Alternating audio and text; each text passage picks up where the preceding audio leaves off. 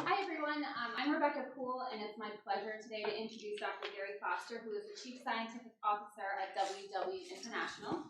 Dr. Foster, a psychologist, obesity investigator, and behavior change expert, was previously the founder and director of the Center of Obesity Research and Education, and Laura Carnell Professor of Medicine, Public Health, and Psychology at Temple University in Philadelphia. Prior to Temple, he served as the clinical director of the Weight and Eating Disorders program at the University of Pennsylvania School of Medicine. He has authored more than 180 scientific publications and 3 books on the etiology and treatment of obesity. Dr. Foster has received numerous honors, including President of the Obesity Society, honorary member of the Academy of Nutrition and Dietetics, outstanding contributions to health psychology from the American Psychological Association, and the George Gray Founders Award from the Obesity Society.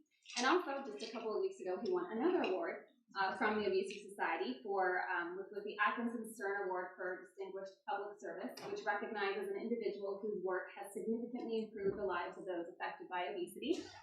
Dr. Foster's current focus is on scalable, evidence-based approaches to wellness for adults and children in community settings. He earned his MS in psychology from the University of Pennsylvania and a PhD in clinical psychology from Temple University. I've personally known Gary for many years. He's been incredibly supportive of my own career and my work, and I've had the honor and privilege of working with him on several projects. He is a true leader and visionary in the field, and his work has and continues to have a positive and significant far-reaching impact. So please join me in welcoming Dr. Foster. Thanks, Rebecca, for that kind introduction. It's a pleasure to be here today. I'm going to do a couple things today. I'm going to first start by telling you about work that I've done over the last decade or so in school and community-based settings, largely focused on children. And it was a transition in my career of doing, I would say, 100% of my work in clinics. So pharmacotherapy, behavior therapy, surgery, Atkins diet, but all clinic-based stuff. I'm trained as a psychologist, behavioral treatment, that was my thing. And then about 15 years ago, I got interested in getting out of the clinic, and for lots of reasons I won't bore you with, but was thinking more from a broader impact point of view. And then I'll tell you that's where the bulk of the talk's going to be. Then the last 10 or 15 minutes, maybe probably 10, I'll talk about the current work I'm doing at WW in terms of scaling science, and then Amy asked me to talk some about what the transitions were for people at various levels. I know that we have in the room. Some people might be thinking about what it's like to go to industry. So I'll just have one slide on that. So I'm going to go with these fairly at a pretty good pace. I don't want to get too bogged down in a lot of details, but I'll give you enough details, and I'll certainly make the slides available if people are interested, and just ask questions along the way too. But I'll purposefully try to leave some time at the end for questions. So I think this is stating the obvious, but why do school-based research? It's because that's where the kids are, right? So there's a lot of other reasons up here. It's a way that there's a lot of exposure. Not only that's where they are, but they spend a lot of time there. And there are a lot of parts of that environment, whether it's curriculum, whether it's where they're eating, whether it's where they're being physically active.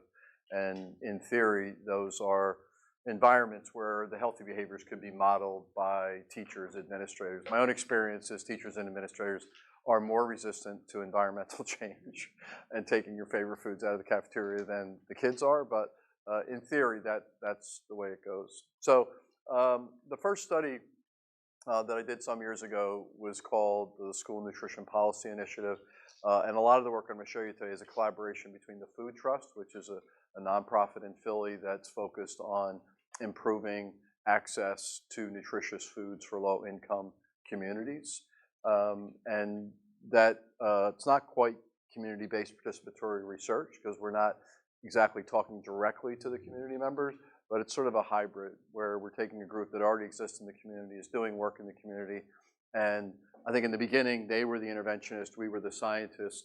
At the end of this 10-year collaboration, it's more like we're both doing a little bit of all the above. So it's been a nice, long collaboration. So this is a 10-school RCT that leveraged CDC money at the time to do something with community-based groups.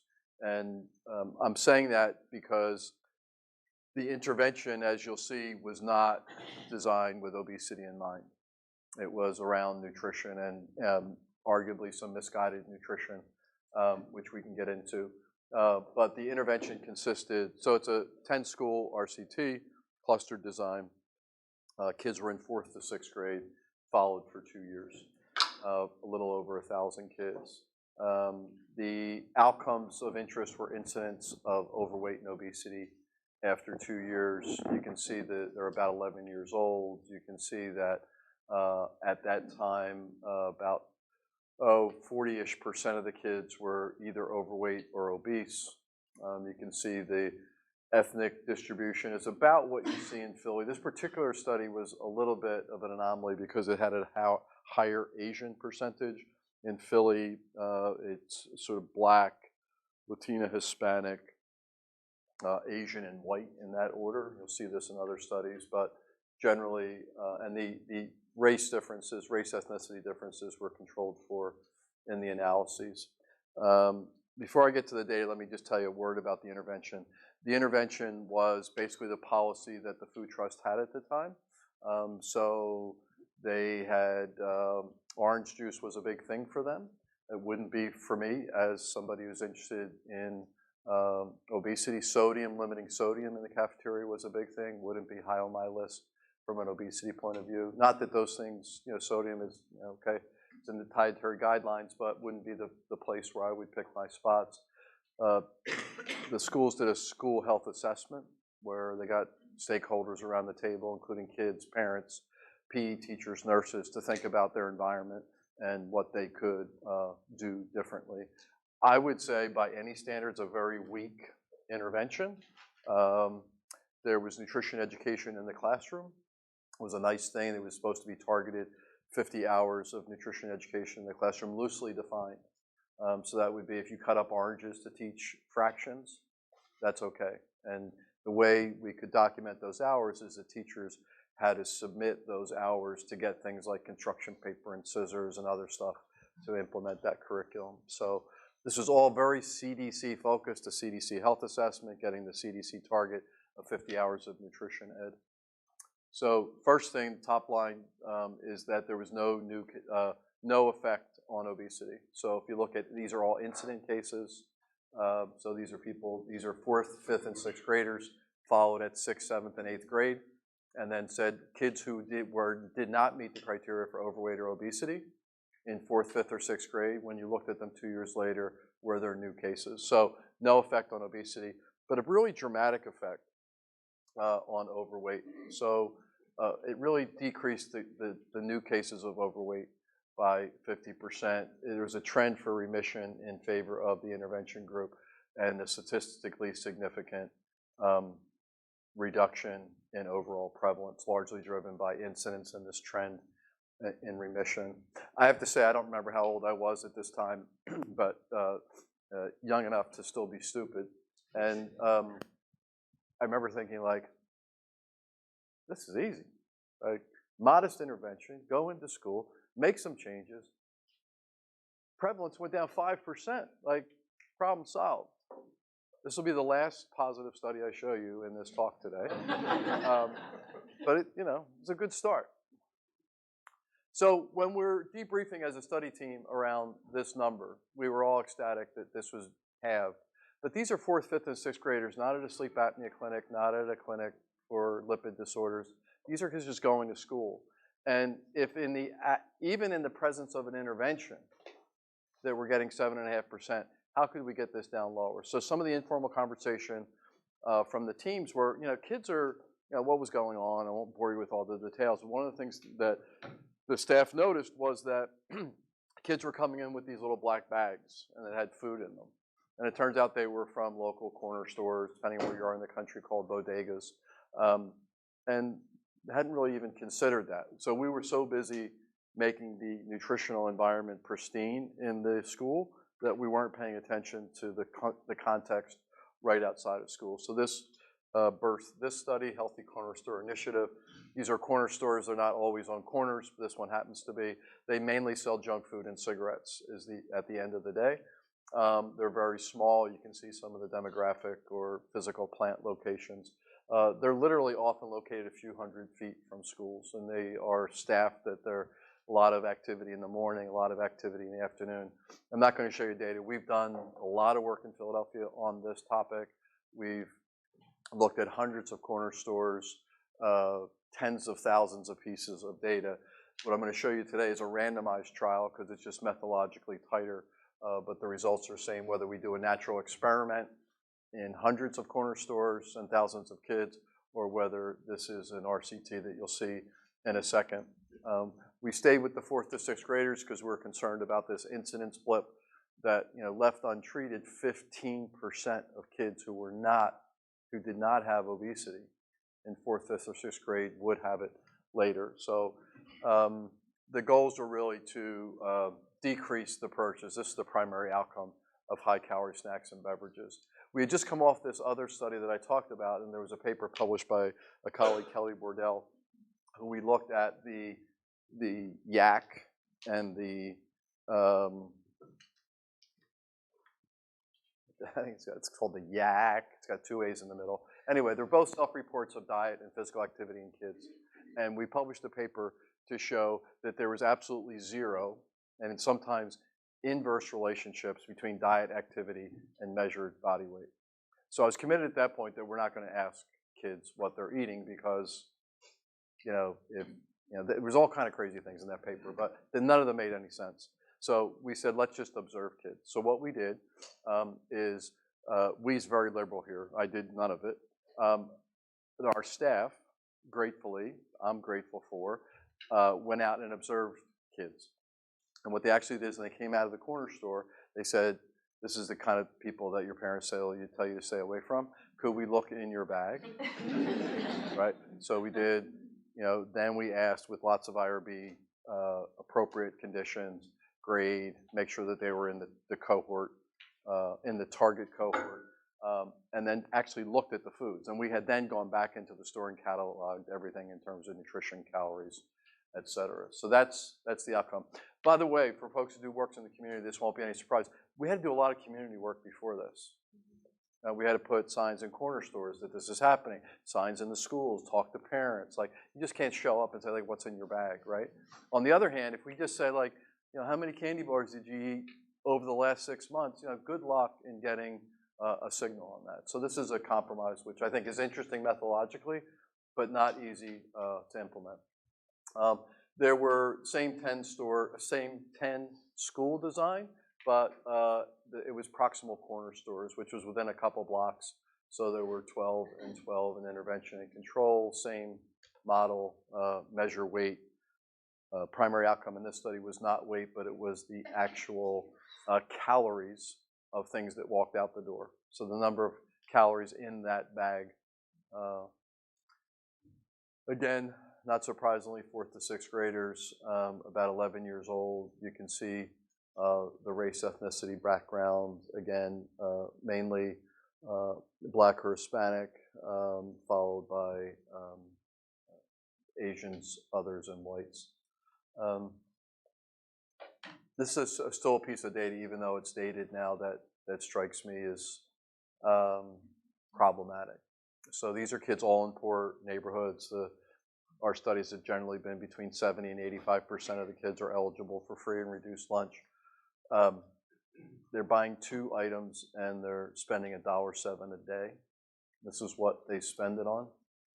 Beverages, not sugar sweetened beverages. This was actually a slightly artificial sweetened beverage. It's called quarter water in some places in the country. It's called Hugs in other places. That was a popular seller, as well as candy and chips. So you can imagine the intellectual, economic savvy of kids. They're going to get, of those 2, they're going to get 2 items, and it's only going to cost them $1.07. Keep that data in mind when I show you the results. These are not health foods, right? Fat's reasonable, but saturated fat, okay. Sugars off the charts high, fiber off the charts low, and sodium off the charts high. Not surprising given the foods that were there. Remember, these are baseline data. Then the intervention had the same food trust nutrition education, very practically applied when you go to a corner store. So the intervention was don't go to corner stores, but when you go to corner stores, these are the things to look for. and there were dedicated shelves that were called Snacking Fresh. All of these logos were picked by kids. This was a little comic book developed by the kids. This was a refrigerated barrel where fresh fruit was sold. They were basically, we're trying to get healthier snacks in and fresh fruit sort of like in a clam-like plastic container, cut up fruit, because our experiences in schools where if you put out fruit, apples, bananas, pears, whatever, on a cafeteria line, they just don't move. They're not that attractive. So we put that in, and then the bottled water, which again had the logo. So basically, there's no effect of the intervention, so no differences at any time, baseline or follow-up in terms of the number of calories that are going out the door. Also no differences in the macronutrient composition. No effects on BMI as well. In the interest of time, I'll just tell you that well, let me just ask you, forget the interest of time. So why do you think that intervention may have failed? Assuming everything was implemented, right? So that there were the snacks, the healthy snacks were there, the water was there, the fruit was there. So take implementation out because it was well implemented. We have good data on that. Why would such an intervention fail to change the calories that are walking out the door? Was it the same price as the other things? That's the answer. The question was, are they the same price as the other things? So we did not know that baseline data I just showed you, that $1.07. What do you think the water was priced at? $1. What do you think the fruit was priced at? $1. And the snacks were equivalent. It was a quarter for 1 ounce bag of chips. It was still a quarter for a slightly calorie reduced bag of chips. So it's a good thing to get formative data. It's sort of stating the obvious, but had we known that the average spend was $1.07, we would have never picked those items, or we would have picked items that were maybe half as much fruit. Most of the cost of that fruit actually was the packaging in the refrigerated barrel. But anyway, it's a good way of reminding ourselves to be really synced in with what, and this is something I've actually learned in industry more than I learned in academia, although this was a good example of it, is to business types would say, know your consumer, right? I think one of the risks of being in academia, at least I'll speak for me personally, is like when I'm thinking about a grant idea, I'm thinking about it, and it makes a ton of sense to me, and I can tell a nice story around what are the data in the field and how this is incremental and very NIH friendly. Very few NIH grants I've ever seen say, and we've interviewed people, and this makes sense to them. Makes sense to the investigators, it makes sense to the reviewers, but this is an example where we could have done a slightly better job, I think. Healthy was the opposite of the previous two studies. The previous two studies are taking what's there and evaluating in a rigorous RCT. This is a typical NIH multi-center trial, so literally for 2 years, a bunch of academics go to Bethesda and meet a lot about what's the best possible intervention. This is a classic efficacy study, proof of concept study. So DPP is such a study, Look Ahead is such a study, Healthy is a different one, and this is on kids. And this was a school-based study. I had the good fortune of leading this study. Was 42 different middle schools, 6 of them at each of the field centers. And this was really about preventing diabetes in kids.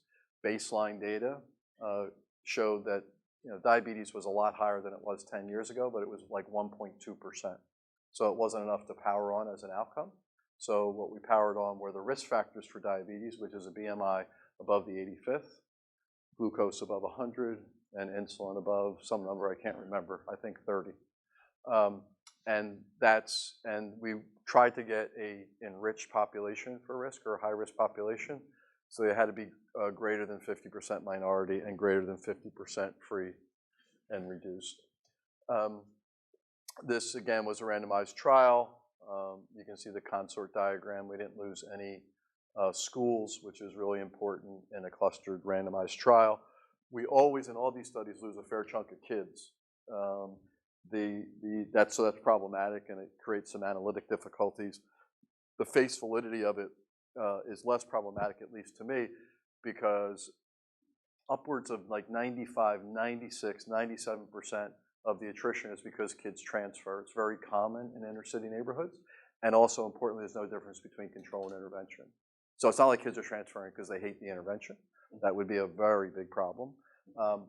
So just to be transparent, you're seeing attrition there at the student level, less important in the cluster design, but still important, and but no school level attrition. You can see, given the inclusion criteria, that if you look at kids who are Hispanic or Black, you can see it's a very high percentage by design. These were 6th graders who were being followed to the end of 8th grade. Not surprisingly, a whopping percentage, almost 50% of the population had overweight or obesity. 30% had obesity. Again, we're not going to some medical clinic and cherry picking. If you just use those criteria, the inclusion criteria was not BMI, right? Inclusion criteria was race, ethnicity, and income. And we were saddened by these data, obviously, but from an experimental point of view, these are the kids who are at ultra high risk. So if we can make an impact here, we've got something. There are several papers written about this, and all the data are now available through the NIDDK repository. So if any of this strikes your interest, there's 1,000 questions you could ask of these data. But the intervention was incredibly robust. This took us 2 years to develop. So instead of having 1 or 2 basketballs where 80% of the time kids are waiting in line, basketballs aplenty. Every 2 kids, 1 basketball. Jump rope, music, like cones. Like you couldn't design teaching PE teachers ways to manage discipline instead of blowing your whistle and everybody stops and you go tend to these 2 knuckleheads in the corner. No, like here's a way to manage those 2 kids who are having difficulty, but still everybody else is active. The beauty of an intervention like this methodologically is you can come in and tell if it's happening or not. So it's a really nice outcome because the whole, it looks radically different. Cafeteria, radically different. This was designed with obesity in mind, a little bit of diabetes, so there was increased fiber. Some of it was very apparent, like no sodas in the school, juice was limited to 4 ounces and just at breakfast, but some was a little stealth. So a high fiber crust and a lower fat pizza, for example, all following within USDA guidelines. This was a social marketing campaign that was sort of interesting. These are all kids who were in the school. So we wanted popular kids to model the desired behavior. So it could be dancing for physical activity. It could be drinking water. Here you see a variety of different things. And it was interesting because teachers would not necessarily want to promote the kids who were the most popular to have their faces. These were all over the place, by the way. There wasn't one. Like on this wall, there'd be 40 of them. And they would change in 2 weeks to some other behavior and some other kid. Mainly because these kids were sometimes, act out a little bit. Maybe partly that's why they're popular. So lots of mechanics around this study. A behavior component did things like self-monitoring, goal setting. This was a classroom-based intervention. I'm very biased because I was very close to this intervention. I don't think there's ever been this robust an intervention, at least to my limited knowledge. It also was very well implemented. So we had independent observers go out, and we had, I think, 16 criteria for nutrition about what was a la carte, what was part of the USDA, how many calories in a vending machine was limited to 200 for everything. That was largely met. This is multiple observations over the course of the study. The PE class talked about 87%, in-class behavior change program 97%, and messages and images posted as planned. So it means it was planned we had a big social marketing firm, or a big marketing firm come in and say, literally, like they have to be 30 and they have to be on the stairwell and they have to run for 2 weeks and then take them down and then put and so we had obviously research assistants going around. So if this didn't work, we didn't want to because we didn't implement it. Because our take of the literature before that is that's why these things haven't worked, that they're implemented in sort of a half-baked way. So give you like a sense of my mental state when I saw these data. I was like, reduce the prevalence of overweight and obesity by 4%. Another home run. Finally, back to my first study. But it happened in the control school as well. So, no difference. Primary outcome. This was different than the previous study that the combined prevalence was the primary outcome because it's anybody above the 85th. Some, again, no differences in glucose categorically or insulin. Remember, it's BMI above the 85th, glucose above 30, and insulin above 100. And then it did decrease the rates of obesity by 0.05. And I mean 0.05. I don't mean 0.049. There would be less than 0.05, and we would have a significance on this study. I mean 0.05. It's 0.05, 0.03 or something like that. Secondary outcomes, better changes in BMI Z-score. People in this room are smarter than I know the complexities of BMI Z-score percentile, whether that's clinically meaningful. And it's for everybody, right? So you have kids who are in the 14th percentile, have kids in the 50th. Not the best measure, but significant. Insulin, not clinically meaningful, but statistically different. This is clinically meaningful. Waist circumference above the 90th percentile in kids is an independent risk factor. That is independent of BMI for the incidence of type 2 diabetes. So that's, I think, a real finding. We then had a pre-planned analysis where we went back and looked at the kids who already had overweight and obesity. Remember, it was a big portion of the sample. And there we do get significant findings for the prevalence of obesity. So that's now a 3% difference in prevalence. Don't ask me why the control school is going down by 8.5%. I wrote stuff in the paper. I don't know if I believe any of it. It's just hard to explain. I don't believe being in a trial does it. That's a whopping decrease. At an age where you're 6th to 8th grade, like that, yeah, they're growing in height, but I don't understand it. Maybe they had blood work at baseline and that activated them. I believe that could have activated people for weeks or months, but 2 years later, I don't get it. If I had an explanation, I would tell you. Insulin, again, not meaningful, but statistically, and again, a nice difference in waist circumference. So this is a classic example where this paper gets interpreted, perhaps rightly so, as having no effect, because that's primary outcome, and that's the way we wrote the paper. But there's something going on here. Whether it be worth all the cost it took to implement that study, I don't know. If you get a 3% difference in prevalence, might be, but I'm not sure it could ever be implemented like that either. Okay. One other thing that has interested me, being in Philadelphia for a long time and in the state of Pennsylvania, was that there was a local state senator named Dwight Evans who started a program in Philadelphia, Pennsylvania, that then became national. And it was called the Health Food Financing Initiative. And basically, they gave low-interest loans or frank grants to people to put supermarkets in low-income communities. And the data are unbelievably compelling for the economic effects of that program in neighborhoods, like whopping. It becomes an anchor store for a mall. Now there's lots of activity. And the reinvestment fund has done really great work on that if you're interested. What used to bug me, maybe as a natural skeptic, is that you would see pictures like this. As if the only things that people are going to buy in a supermarket when you put it in a low-income neighborhood where you're going to be the produce aisle. But you'd never see the end cap of Coke and Pepsi and chips and all the other stuff that you could get at much better deals than you could at the corner store. So I didn't know if I was expecting harm to be done, but I wasn't so sure that when people are making claims like this is what we're doing about obesity, that maybe it did, maybe it didn't. At least I was interested in looking at it. It's very complex to measure body weight, in supermarket or in the community. So we decided to look at, again, food going out the door. We did not ask people what was in their bag this time. We had sort of burned out on that methodology, but we did get receipts from the stores and could look at overall impact.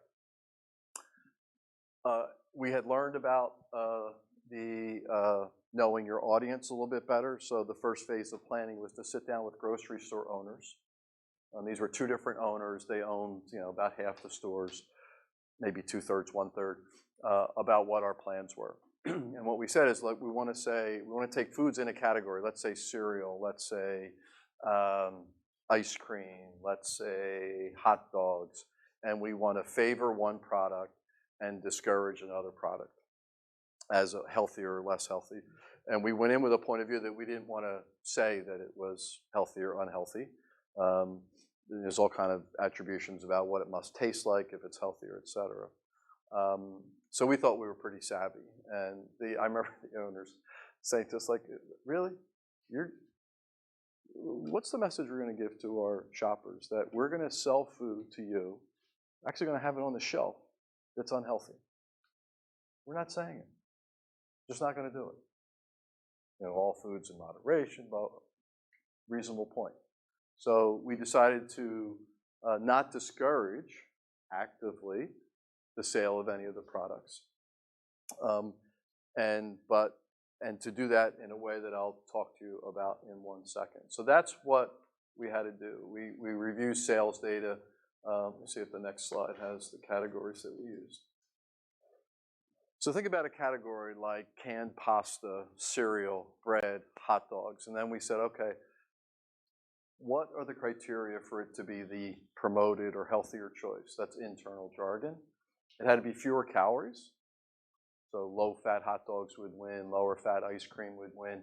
It had to be high sales volume. We weren't interested in taking something that was 13th on the list and making it a top 10 seller. We're interested in something and taking like 3 or 4 and moving it to 1 or 2. Same or lower cost to the consumer. So things like fat-free, low-fat hot dogs, out because they cost more.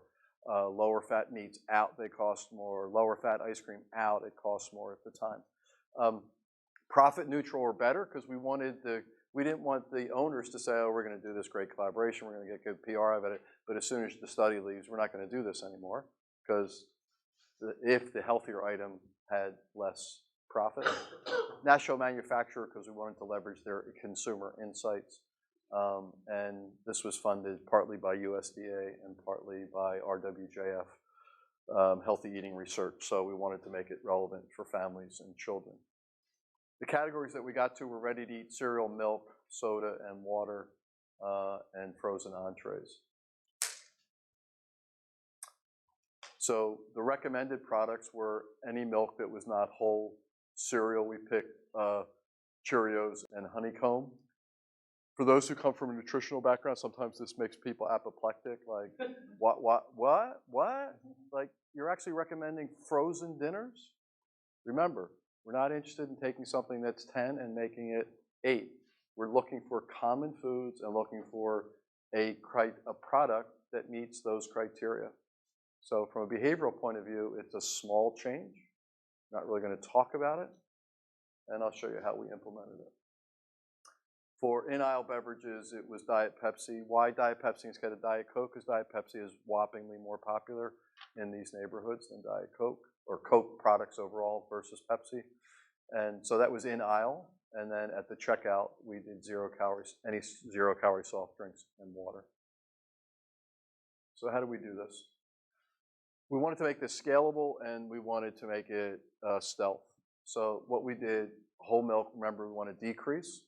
So you can see we did 2 things. We just, like, this is sort of a nudge, if you will. We moved it to the other side. Like, people aren't going to forget that they like the red milk. We weren't, we gave them more credit than that. But you can see these are things called facings, a word I never knew what it meant until I did this study. 1, 2, 3, 4, 5, 6, whatever it is. Basically, we decreased that by 1/3 and then took that 1/3 and distributed across 1%, 2% in skim. Did the same thing, or different thing actually, with frozen meals. You can see in the supermarkets we were in, for reasons that aren't clear to me, they were all stacked horizontally. So we took the 3 that we wanted to promote and stacked them vertically.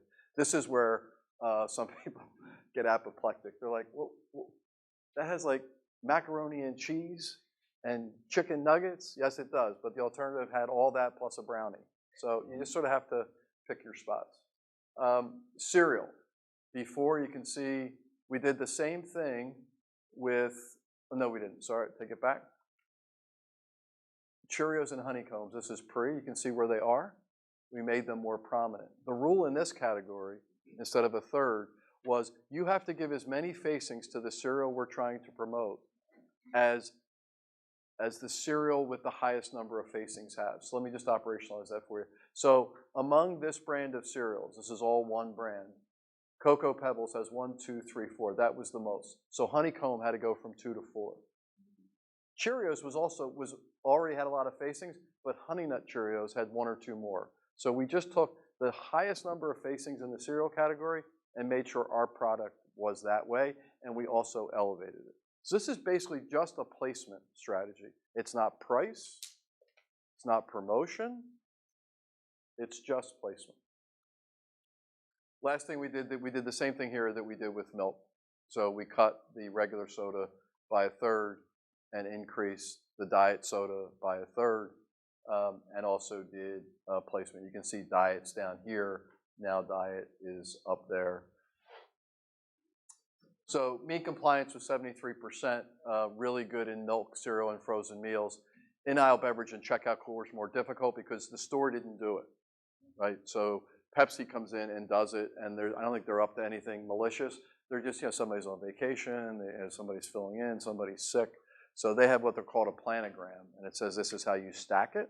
So we had revised planograms, but Joe didn't tell Harry, and now Harry goes back to the old planogram because he's been doing this account for 3 years, as an example. So that was less effective from a compliance point of view. What did we find? I'm not going to bury you in lots of data, but we got effects for 1% and skim milk. We did not get effects for whole milk. So we were increasing the number of gallons. This is the difference between intervention and controls. Remember, I might not have said this is a randomized trial. So some effects there. We weren't able to move Salisbury steak, which is the chicken nugget meal. We were able to bounce up as well as the turkey dinner. We're not able to make any differences in cereal. People in the marketing world said there's a big brand affinity with cereals. Like within frozen meals, if it's a banquet meal, because these were $1, that's why they're so popular in these stores. They're probably like $1.30 now, but they were $1 at the time. Yeah, maybe I could have this chicken nugget without a brownie instead of the chicken nugget with, but ask me to change from, I don't know, Cocoa Pebbles to Cheerios might have been too big a lift, all post hoc though. We were not able to impact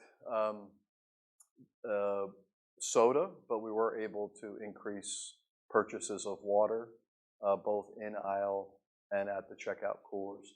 Now, again, I could say both sides of this argument, and there's a thing in the paper if you're interested in reading it, it's published in AJCN a while ago, that if you did the calories, take the milk difference, take the water difference, you could make a case that, it's going to save millions of calories distributed over millions of people. Maybe that does something, maybe it doesn't.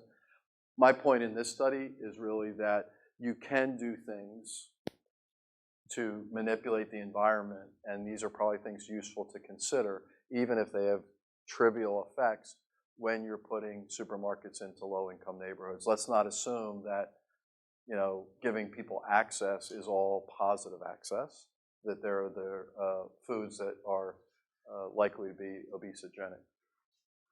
All right, last study I'll show you is a school breakfast program. This was published in JAMA Peds earlier this year, I think February or March. This is, again, probably tapping into my natural skepticism about policies that are not informed by data at most times, I would say, or a lot of the time.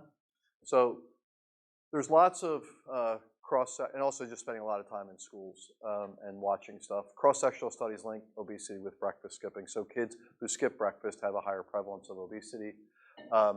In Philadelphia, there's called universal free, but universal breakfast program, same for lunch, that there's so many kids, I forget the percentage, it has to be 50, 60, 70, but if that many kids in an area meet the eligibility, the whole school is free, and it takes away the stigma. Having said that, breakfast still has half the participation of lunch. You can imagine you got to get to school early, you got to go to the cafeteria. So there's been lots of movement in lots of districts, particularly Philadelphia, to promote breakfast feeding. And the rationale goes like this. Breakfast feeding is good for academics, it's good for nutrition, and it prevents obesity. Go to the USDA website, I bet you even today, I haven't looked at it since the paper came out, and it'll say top 10 reasons to have school breakfast, and it will say prevention of obesity. So I was interested in that. There were zero, zilch, none randomized trials on this topic, but it was guiding policy. It was actually guiding the paychecks of principals in Philadelphia because they were bonused and evaluated on to what degree they drove this particular way to increase breakfast participation, which is breakfast in the classroom. So from an energy in, energy out point of view, I was like, this is great from a food insecurity point of view, right? So if kids are hungry and literally not able to eat before school, like this is a good, humane thing to do. But are there unintended consequences? And especially in the context of it. So it's not an either or thing, but I think it's from my point of view, useful to think broadly about this. And from a more narrow point of view, was the claim that was being made by the USDA that school breakfast helps prevent obesity borne out in a randomized trial? So here goes the thinking. If we could increase school breakfast program participation, what would it do to dietary outcomes, weight outcomes, and academic outcomes? So we had a 5-year study. We did a little pilot first that I'll talk about briefly, and did a 3-year RCT in 16 public schools in Philly. This was originally used in New York City Department of Health study. We used it as well, and it basically asks you, did you eat? This was done around 10 a.m., so it was after breakfast and before lunch in the school. And it said basically to the kid, the first line was, did you eat anything today? Yes, no. If yes, then it asked by location, corner store, home, school, forgetting a fourth place. And asked about ways to get to school and previous night dinner, and if you weren't eating, why you weren't eating. Was because you weren't hungry, because you didn't have access to food, etc.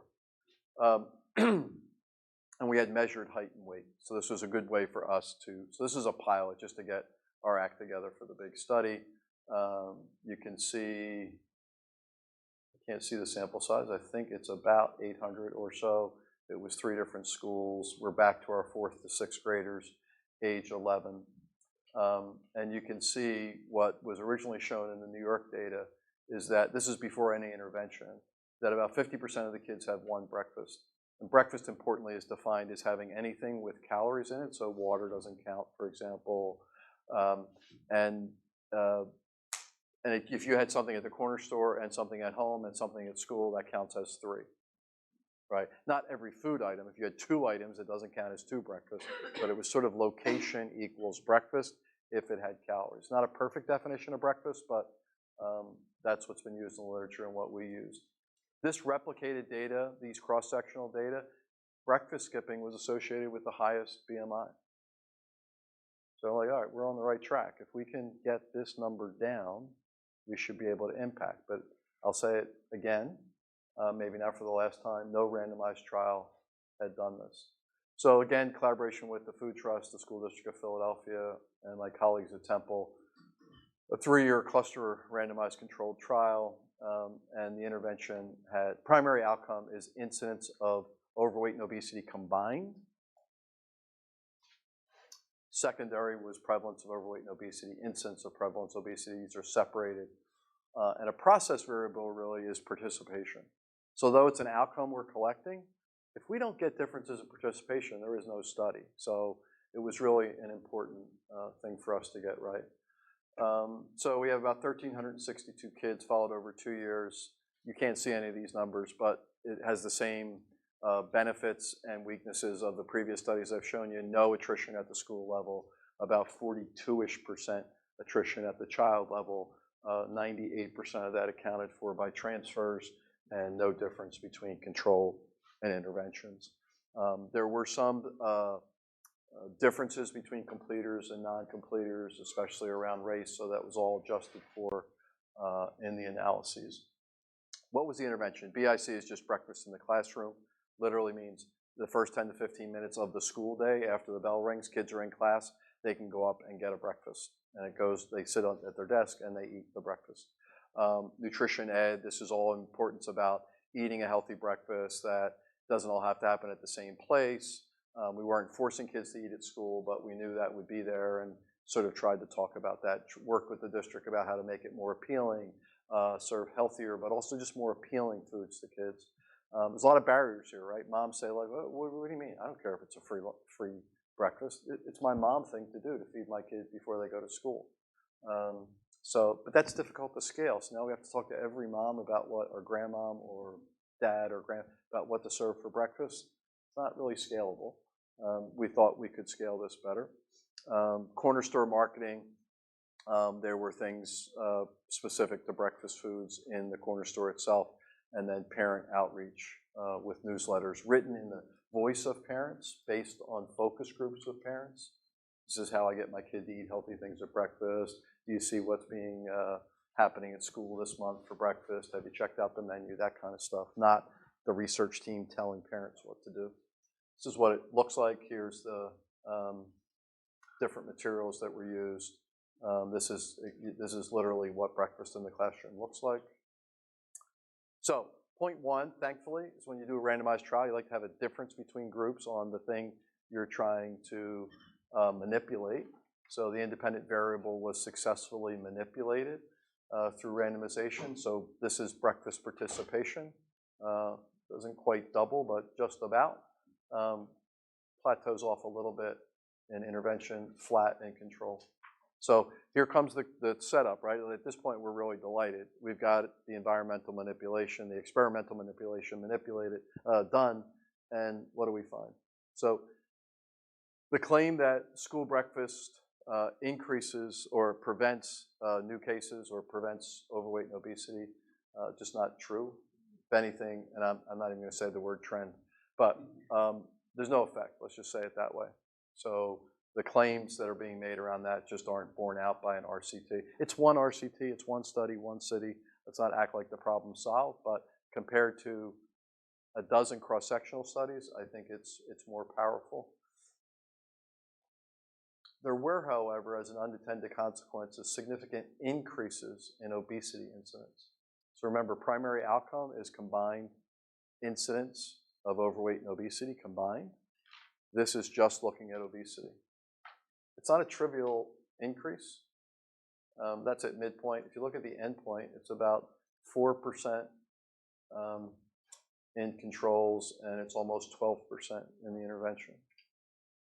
You can see the odds ratios and the confidence intervals below. Excuse me, I have a question. Yeah. Why do you think that incidence increased? Is it because students are now eating more calories because they're eating probably at home and in the classroom?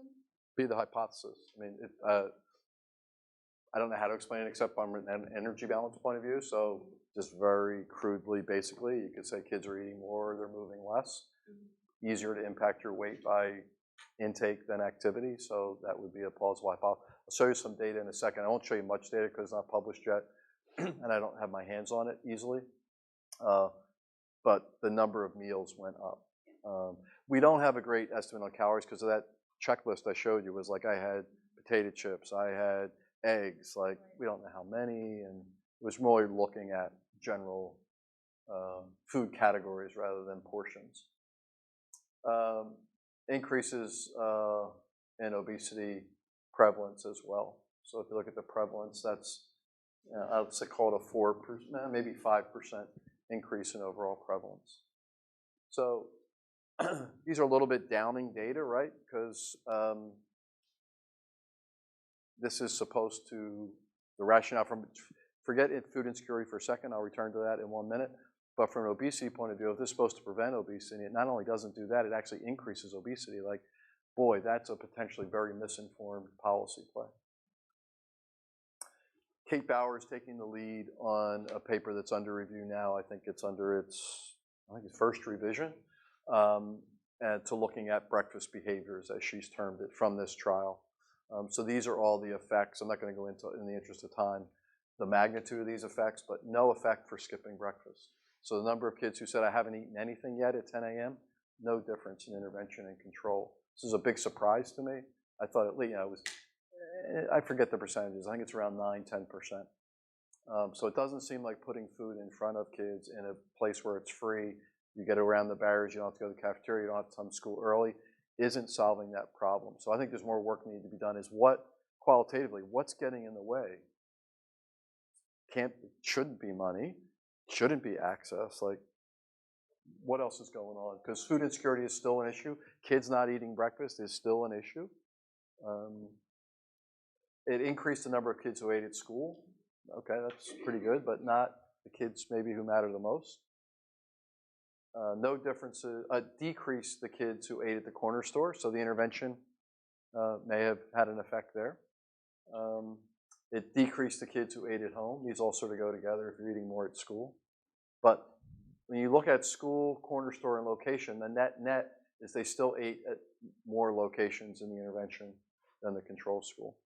So adding this school component on top had an effect, and that led to obesity. I can't give you a causal inference there. I know that the intervention increased obesity. I don't know what parts of the intervention did it.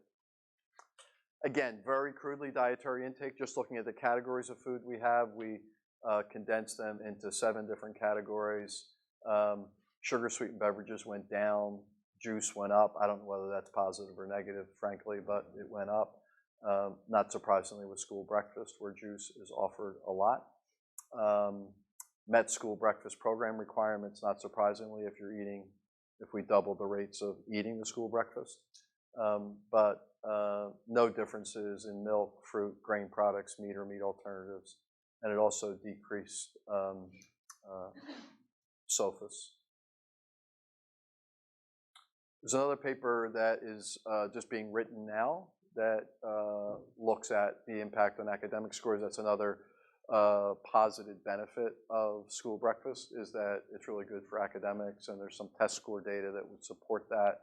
Again, I'm not aware of any randomized trial where that's been done. There's schools who get it, schools who don't. You look at them afterward, you match them, but this is a randomized trial. No effects between groups on attendance, no effects between groups on standardized scores of math or reading. So I think I've already hit these conclusions, but basically I think it's a provocative study, at least in my mind, that policies meant to do things that would be favorable to public health don't always. And I think we, as a scientific community, have to be doing science that can inform policy, but also, once a policy is enacted, to do research on that policy. I think the big unknown here, which is still very problematic, is that increasing school breakfast participation does not affect breakfast skipping. And if that's the reason to do it, like, there's something amuck there. All right. Scaling science, this is a little bit about the work that I've been doing at WW for the last 6 years. Really, the process is quite simple. We take research that comes from places like UConn and other places where there's state-of-the-art, high-touch, high-credentialed providers, and we purposefully dilute it. We strip it down to what we think are the core components. And when you think about behavioral weight loss, there's not great data, right, that this component does more than that. Self-monitoring seems to be associated with, but maybe self-monitoring is just a measure of engagement. But the data are probably stronger. So if we're going to do a program, we're going to take what we think are the most active treatment ingredients, sometimes an educated guess, and then we start to go at that stripped-down version and scale it up. So compared to clinic-based approaches, we're going to go more places. We're going to give you more ways to access that treatment. We're not going to have PhDs, RDs, PhD exercise physiologists. Can't afford them, and arguably don't need them to get the effect. We need the science that's created in academic institutions to know what we're building from, so we're not building from nothing, like what we think is a good idea. So it's really important to be science-based. And then we try to lower the financial commitment.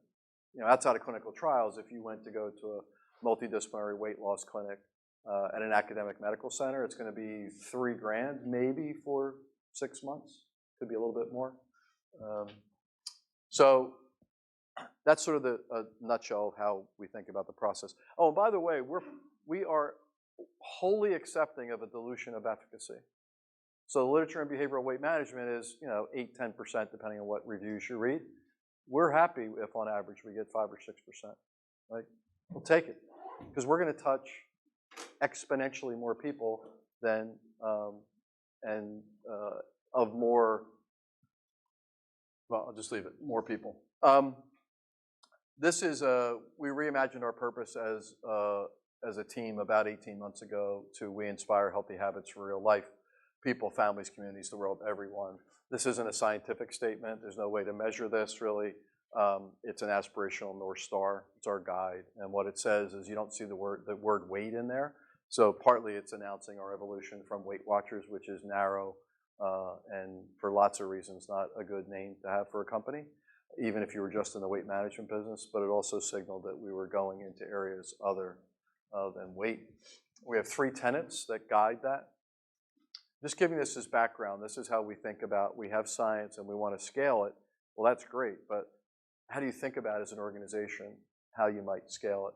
You get a purpose, you get aligned on that. Everybody in the company knows the purpose. When we interview people, we think about the purpose. When we decide a strategic partnership, we think about the purpose. And the 3 things that we think we need to do to live that purpose are we know and meet you where you are, in a word, personalization. We have 4.5 million members across the world. Everybody has our digital tools, which is our app and our web, and then about a third go to a face-to-face workshop. We also have a very small personal coaching offering. We have 30,000 workshops per week across the globe in 9 different countries, and then we always are collecting insights. We have over 200, so it's one thing to say science-based. We think it's really important to be science-proven. So we have about 27, 28 randomized trials at this point. We have over 200 scientific studies. Sometimes we funded them, most often we haven't. We get included in studies because we're a gold standard for treatment, at least a scalable one, and that we meet the criteria for USPSTF and the obesity guidelines, dated as they are now. There's new ones coming, or at least sometime in the next few years maybe, but I hear that process is underway. So to give you an example of how we think about this, and then I'll end. The way we think about scaling science, and I hinted at it earlier, is that instead of starting with science, as I would have in an academic world, I start with what do people want? So our insights team that I talked about talks to people all the time about what are trends in culture, what are trends in the weight and wellness space, and there are some things we hear we just can't action, right? So on this side, people want to lose weight while they sleep. Great, no science can't help you. On the academic side, there's a new trial that came out, 20% weight loss, 2 hours of aerobic activity a day, plus 1 hour of strength resistance training, plus eat 500 calories a day. Great efficacy, randomized trial, fantastic. Can't scale it because consumers don't really think about that. The days are gone where people are willing to leave their lives, metaphorically, to lose weight and come back. They want it all in the same package. So yeah, I want to lose weight, but you better offer it up to me in a way that's more holistic. So this is what I spend 80% of my time on, is how do we get as an organization to this sweet spot of both science and consumer insights overlapping. So here's a quick case study. So you know the data that self-monitoring is associated with success. And the way we brought that to life is we have an app that tracks when you are having difficulty in our workshops. It wouldn't be unusual for a leader to say, how's it going with tracking? And how's it going with tracking? And how's it going with tracking? It's not the only thing they say, but it's a lead thing because it drives success. That's the science. Consumers say, this feels pretty restricted. I need to track and count everything that goes into my mouth. I can't eat foods that I love, and I'm worried that a weight loss regimen gets in the way of my social life because of tracking. So where's the sweet spot? How might we develop a program that decreases the burden of tracking and still gets efficacy? So what we did I won't go into all the minutiae of this, but we have a program that's based on points, which is multi-component calories, fat, sugar, protein, and we personalize it in a variety of ways. So that's one part of our nutritional pillar. The other part of our nutritional pillar is 0-point foods. This is the solve for tracking. These are foods that are 0 points. Does it mean they have 0 calories? No, it means they have 0 points. And these are foods that don't have to be weighed, measured, or tracked. All three of those are important because at a restaurant, when you're looking at a piece of salmon, we're saying, please don't spend a millisecond thinking about whether it's 6 ounces or 8 ounces or even 10 ounces. Think about the portion of your dessert. Think about how much bread you're eating before the meal. Those are the things that are worth tracking. The working term for us was track what was it called? I forget. Track what's worth tracking, or track what counts, or something like that. Whatever the term was, that's the principle. Well, that's great. You know, some product people and science people thought that up. We have to put it to a trial, and we did. We got an 8% weight loss in a 6-arm trial, 6-month trial, single-arm trial done by Deb Tate, and she's just completed with investigators in Canada and the UK, a 3-center trial after 1 year, and we're having significant results there. So it's just a good example of how, like, if you're just a pure scientist about this, you say track everything you eat and drink for life. We might as well say as clinicians, right? Because that's what we mean. But the consumer reality is nobody tracks. Most people don't even track for a month everything they eat, or a week. But if that's, so it's a really important, I think it's an important consideration when trying to scale things. Our continuing evolution is we're going to continue to personalize. Here are some ways that we personalized the plan as of last week. I won't go into that. And then we have 2 forms of community that are both virtual. So there's a private social network for just our members, and given the prevalence and consequences of weight-based stigma, it's a safe place for people, not just to share weight stuff, that's very little of it, but lots of stuff. What's it like to be on the journey? What's it like to be stigmatized? It's not a down place. It's been given an award for the only positive social network, but it's a way that we can modernize. Not everybody has to go to a face-to-face workshop. And I'm going to end with this slide. So, as I said, Amy asked me to talk about what this shift is. You think I have more independence or less independence in industry? You won't be graded. Less. Less. So when as an academic, I had an idea, I just went with it. Like, it's very boilerplate. Idea, pilot data, grant, boom, boom. Now it's a team sport. I just can't do something that I was very interested in childhood obesity. It wasn't until a year and a half ago that we entered the childhood obesity space. So I just can't say I'm going to go do a study on childhood obesity. Like, really not going to do that. Organizational structure, the difference is that in academia, it's very clear. You have a dean, you have associate deans, you have a department chair, you have division chiefs, you have full professors, full distinguished professors, you have associate, blah, blah, blah, blah, blah. It's very easy. The chain of command is easy to figure out. Academia, it's not, at least not in our organization. It's very matrixed, which is good, because like if we're gonna launch a new program, I just can't decide as the science guy to do that. We've got to talk to our operations team, or we have 15,000 people in the field that we've got to think about this. We have our marketing team, we have our legal team. So it's who owns that? It's like 8 people own that decision, which I actually think at the end of the day is much better for the product. That's really what the cross-functional context is about.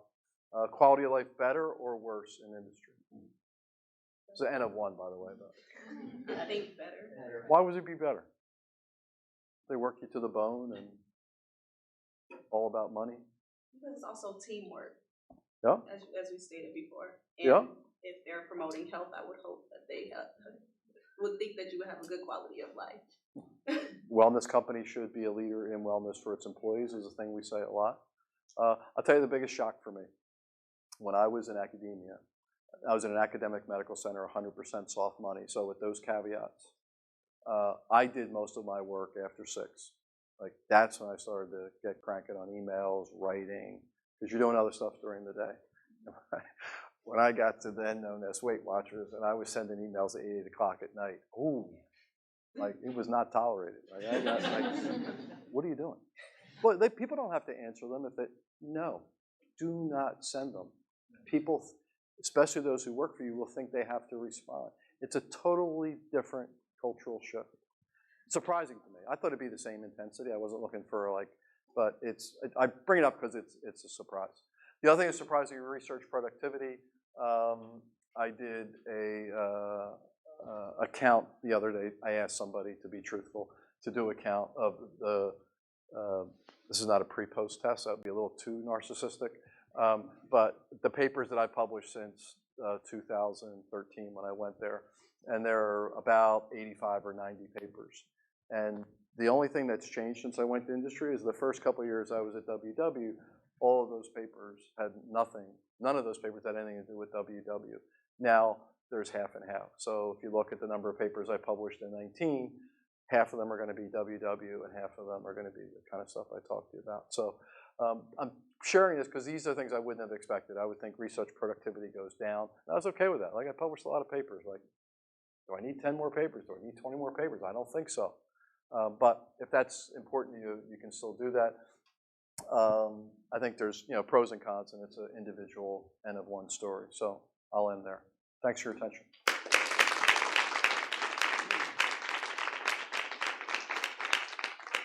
If we have time for questions or any interesting questions, I'll look to you for guidance, Amy. How is the rollout of the childhood obesity program going? We got a lot of heat. If you didn't hear the question, how's the rollout of the childhood obesity program? It's called Curbo. If you're interested in it, it's a free app. You can go download it and check it out. The program is really based on that free app, which is based on Len Epstein's loosely his traffic light system, really licensed from Stanford University and Tom Robinson's program. We bought a startup company called Curbo, and we relaunched it under our brand in September. And we got concerns from the eating disorder community, not academics, but from people affected by eating disorders and advocacy groups, that the methods for behavioral weight management, like tracking and saying a food, you should eat more of these foods and fewer of these foods, is going to lead to eating disorders. To me, it's an emotional argument. The science is very clear that behavioral weight management programs for kids actually, these are subclinical levels, obviously, but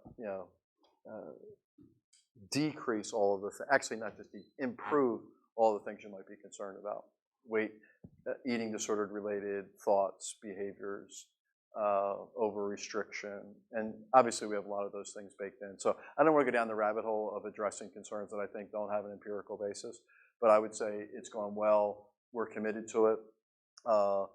There are 47 clinics in this country for 14 million kids. This is just obesity, forget overweight. They all cost $3,000. They're all in urban environments. You go to the pediatrician and they say your kid has overweight or obesity. They wouldn't word it exactly that way. They'd say your kid's obese. What are you supposed to do? So I'm not saying we're the only solution, but we think we can be a part of it. And we're going to do what we did for adults, and we're proud of that it's science-based, and we're going to figure out how to scale it.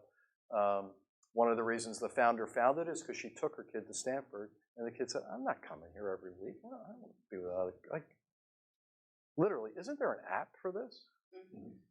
Now, again, you just don't put an app out there willy-nilly, but we think we can do a basic nutritional education. The worst thing we can be accused of is teaching kids the traffic light system and saying, like, there is a difference between pizza and bananas. And the instruction is not to never eat pizza, but to plan for it. Pizza and ice cream are part of a kid's life. So red foods are not zero. Red foods just go down.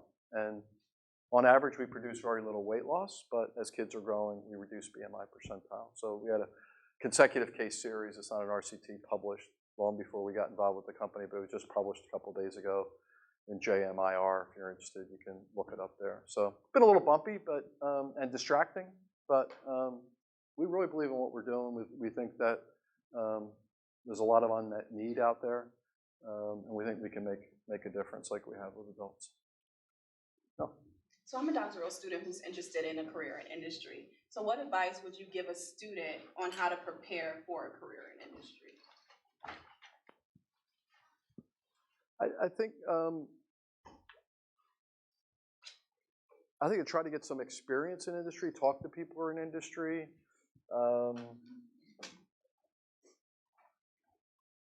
Think about what interests you about that, because some of the things that interest you may be real, some of them may be imagined. Think about what kind of things you like doing and how you map that on, because not all industries are the same, right? You could have a food company, you could have a company like Nike, you could have a company like Fitbit, you could have a company like WW, and we all frame up what we do. Like we tilt more to the behavior change side. Other people might tilt in different directions that I'm not as familiar with. So I think it's the reason I'm struggling here and babbling on is I'm not sure I have a really crystalline answer or unique to what it's like for a career in industry. If I was saying you're pursuing a career in academia, you have a better sense of that because you've been through a doctorate program and you've lived the life, but still, so you have probably a better idea. But any area, I'd want to talk to people who've done it and think about where your own personal values match up with that. And then the usual stuff about quality of life, intellectual stimulation, work-life balance, all that kind of stuff. Oh.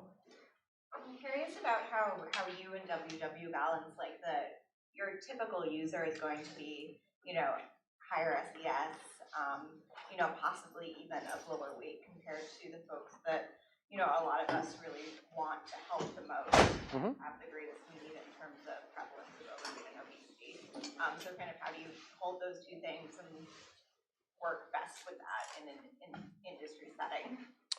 Yeah, so I think the socioeconomic piece, just to level set, our digital membership costs about $20 a month, and our face-to-face, which includes the digital, is a little over $40 a month. So this is not going to be for people with limited economic means.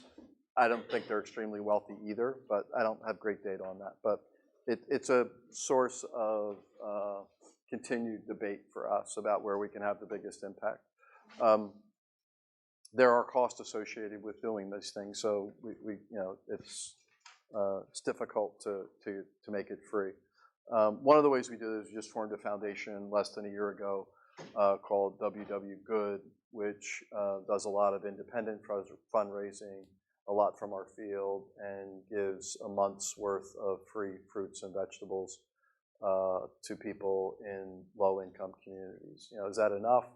I don't know. Do we have great data that that's going to do something for obesity? I feel it more like it's a good, humane thing to do for people who want fruits and vegetables, how they can get them. And that just started about 9 months ago and is taking off. We have a rewards program that's based on behavior, not money. And our own members can say, I'm not going to get like the Chotsky. They're better than Chotskys. I'm going to donate that to WW Good. And so that's one of the ways we do it. The other thing is we get different products at different price points. So we're thinking about ways to scale our face-to-face experience digitally, which potentially could allow us some flexibility. In terms of weight, our average member is about 200 pounds. We certainly accommodate our clinics for people. We have people who weigh 500, 600, 700 pounds. So we feel like we can serve those people and serve them well. But we don't have a particular target there. So you're right. There are some people who want to lose 80 pounds, some people who want to lose 10. We think if we're going to scale, we've got to meet people where they are and come with a science-based program that meets all those needs. I'm going to wrap it up there. Thank you so much for your time Sure. today.